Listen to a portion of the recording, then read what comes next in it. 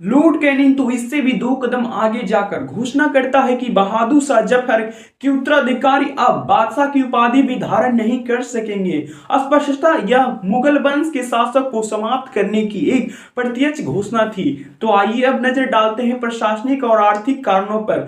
बचे राज्यों के आंतरिक और बाह्य मामलों पर नियंत्रण कर शासकों को कठपुतली बना दिया गया तथा न्याय व्यवस्था भी अत्यधिक कष्टप्रद यानी कि पक्षपातपूर्ण, जटिल और महंगी थी।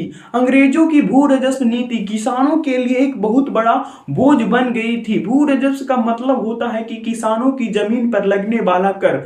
ब्रिटिश भारत में मुख्य रूप से 3 तरह की भू राजस्व प्रणाली चलाई गई थी।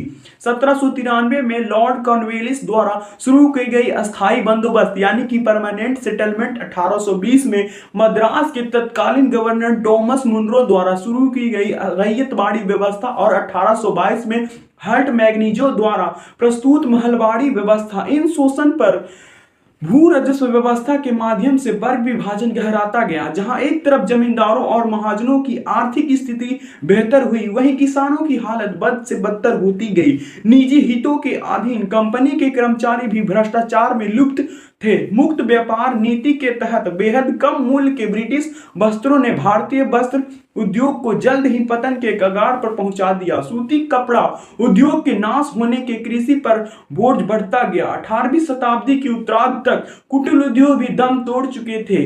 उधर इनाम कमीशन के तहत बहुत सी जमीनों और जहांगीरों को यह कहकर छीन लिया गया कि यह अनुसूचित रूप से दी गई थी। केवल मुंबई में ही 20,000 जहांगीरों जब्त कर ली गई। अवध के तालुकेदार हो या झांसी की रानी, ब्रिटिश शोषण के दंश से सभी मरहमत थे। तो आइए नजर डालते हैं सामाजिक कारणों पर। क्रांति की ज्वाला भड़कने में कंपनी की सामाजिक नीतियां भी कम जिम्मेदार नहीं थी।